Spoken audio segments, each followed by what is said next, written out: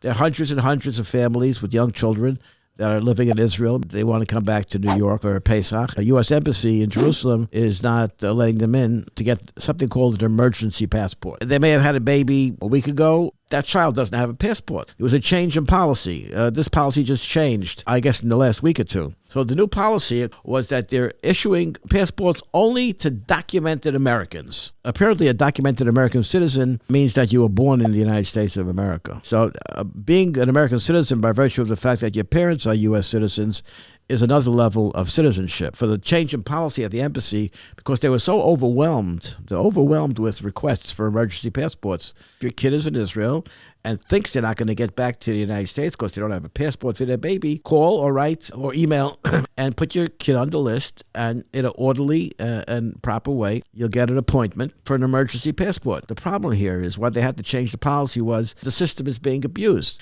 But if you had a child a year and a half ago, and now you decided you want to go back to America for Pesach, and you call it's an emergency, they're inundated with requests. There are people making appointments and not keeping them, and selling them to other people that don't have appointments because there's a waiting list to get appointments. So it's not because they're targeting yeshiva guys and girls with little babies in Israel.